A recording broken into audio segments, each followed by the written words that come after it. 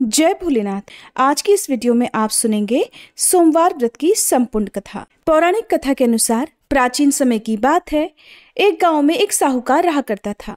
साहूकार धनी था, उसके पास अथाह धन दौलत थी, लेकिन उसकी कोई संतान नहीं थी। साहूकार भगवान शिव को प्रसन्न करने के लिए सोमवार को व्रत रखा करता था और व्रत के दौरान वह विधि पूर्वक भगवान शिव और देवी पार्वती की पूजा और शाम को प्रदोष काल के समय शिवलिंग पर दीपक भी जलाता था। साहूकार की भक्ति और पूजा अर्चना को देखकर एक दिन माता पार्वती ने भगवान शिव से कहा कि हे प्रभु, ये साहूकार तो आपका परम भक्त है, हर सोमवार को विधि विधान से आपकी पूजा करता है। मुझे लगता है कि आपको उसकी मनोकामना अवश्य ही पूर्ण करनी चाहिए।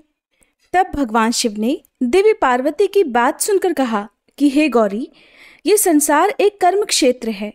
जैसे एक किसान अपने खेत में बीज बोता है तो कुछ समय बाद उसे पेड़ मिलता है, ठीक उसी तरह इस संसार में आदमी जैसा भी कर्म करता है तो उसे उसका फल भी वैसा ही मिलता है।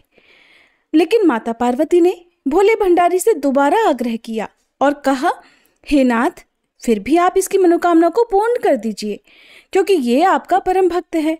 और अगर आप ही अपने भक्तों की इच्छा को पूर्ण नहीं करेंगे तो फिर भला भक्त आपकी पूजा आराधना क्यों करेंगे।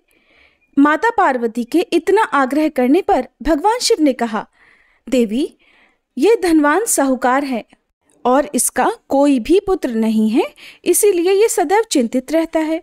हालांकि इसके भाग्य में किसी संतान का योग नहीं है, परंतु आपके आग्रह करने पर मैं इसे पुत्र प्राप्ति का वरदान देता हूँ, लेकिन इसका पुत्र केवल 12 साल तक ही जीवित रहेगा। मैं इससे ज्यादा कुछ नहीं कर सकता हूँ। फिर एक रात भगवान शिव ने साहूकार को स्वप्न में दर्शन दिए और कहा कि उसे जल्द ही पुत्र की प्राप्ति होगी, लेकिन उसका पुत्र दीर्घायु नहीं बल्कि केवल 12 वर्ष तक ही जीवित रह पाएगा। ये बात सुनकर साहूकार न तो प्रसन्न हुआ और न ही ज्यादा दुखी हुआ। स्वप्न में सब कुछ जानने के बाद भी साहूकार ने पूजा अर्चना जारी रखी और कुछ दिनों बाद साहूकार की पत्नी गर्भवती हो गई और उसने एक सुंदर बालक को जन्म दिया। बालक के जन्म से घर पर हर्षोल्लास का माहौल था, लेकिन साहूकार खुश नहीं था, क्योंकि उसे पता था कि उसके बालक का जीवन केवल 12 वर्ष तक का ही है और उसने किसी को भी ये बात नहीं बताई थी। जब वह बालक 11 वर्ष का हुआ तो साहूकार की पत्नी ने बालक के विवाह की बात साहूकार से कही, लेकिन साहूकार ने इस बात से इनकार कर दिया और उसे शिक्षा के लिए काशी भेज दिया। साहूकार ने बालक के मामा को बुलाया और पैसे देकर उन्हें बालक के साथ काशी जाने का आदेश दिया। साहूकार ने मामा भांजे से कहा कि वह काशी जाते समय रास्ते में यज्ञ कराते हुए और ब्राह्मणों को भोजन कराते हुए जाएं। दोनों मामा भांजे ने ऐसा ही किया। काशी जाते समय जिस रास्ते से मामा भांजे गुजर रहे थे, उसका राजा अपनी पुत्री का विवाह एक ऐसे राजकुमार से करवा रहा था जो काना था। उधर दूल्हे का पिता इस बात से चिंतित था कि अगर दुल्हन पक्ष को पता चल गया तो राजकुमारी विवाह के लिए मना कर देगी। इसलिए उसने जब साहूकार के पुत्र को देखा तो उसने सोचा कि मैं अपने बालक के स्थान पर तोरण के समय इस बालक को बिठा दूंगा और दुल्हन के पक्ष वालों को पता भी नहीं चलेगा। दूल्हे के पिता ने साहूकार के पुत्र को इस बात के लिए तैयार किया और वह बालक तैयार हो गया। इस तरह उस बालक ने दूल्हे के कपड़े पहन लिए और घोड़ी पर चढ़कर तोरण की रस्म को पूरा किया। तोरण के बाद जब फेरों की बारी आई तो दूल्हे के पिता ने फिर साहूकार के पुत्र से अनुरोध किया कि वह दुल्हन के साथ फेरे भी ले ले, ताकि विवाह संपन्न हो सके और ये बात छुपी रहे। मामा राजी हो गए और विवाह समारोह भी संपन्न हो गया। विवाह संपन्न होने के बाद मामा भांजा काशी के लिए प्रस्थान कर गए, परंतु साहूकार के पुत्र ने दुल्हन के कपड़ों पर लिख दिया कि तुम्हारा विवाह तो मुझसे हुआ है, लेकिन तुम जिसके साथ विदा किए जाओगी वह एक आंख वाला आदमी है और मैं काशी शिक्षा ग्रहण करने जा रहा हूँ।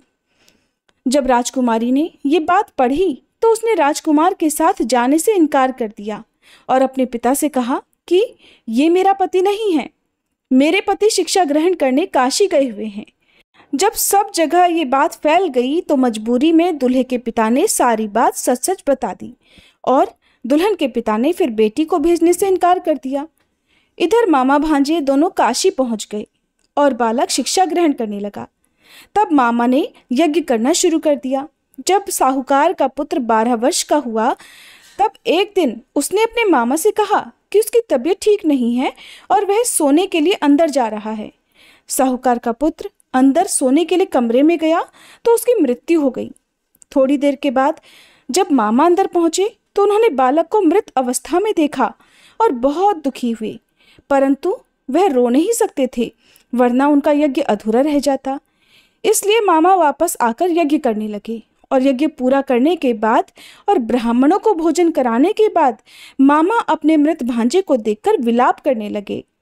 ठीक उसी समय उसी मार्ग से भगवान शिव और देवी पार्वती जी जा रहे थे।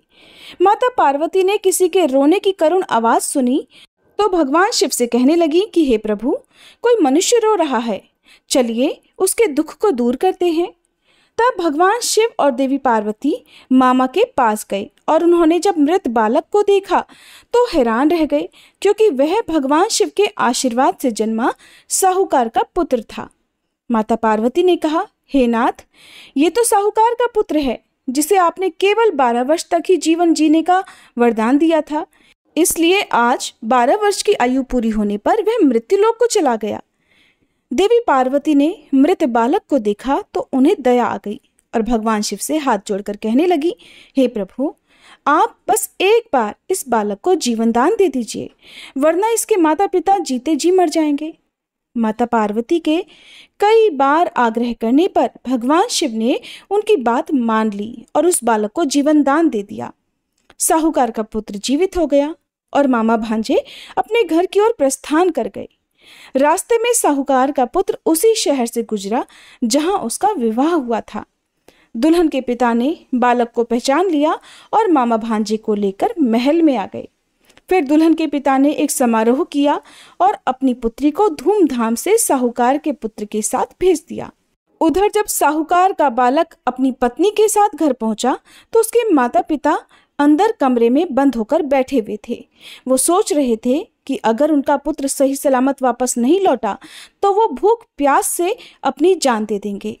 तभी बालक के मामा ने कमरे के बाहर आकर उन्हें बताया कि उनका पुत्र जीवित और विवाह करके वापस आ गया है। साहूकार ने बालक को जीवित देखा तो खुशी से उसका स्वागत किया और साहूकार का परिवार इस प्रकार खुशी खुशी जीवन बिताने लगा। ये सब भगवान शिव की कृपा और सोमवार व्रत का ही प्रभाव था कि साहूकार का पुत्र अल्पायु होने के बाद भी दीर्घायु को प्राप्त हुआ। इस प्रकार जो भी भक्त सच्चे मन से भगवान शिव की पूजा करके आज के दिन इस कथा को पढ़ता है अथवा सुनता है और दूसरों को सुनाता है, भगवान शिव उनके सभी दुख दूर करते हैं, उनकी सभी मनोकामनाएं पूर्ण करते हैं। कथा समाप्त। प्रेम से बोलिए भगवान शिव की जय, देवी पार्वती की जय।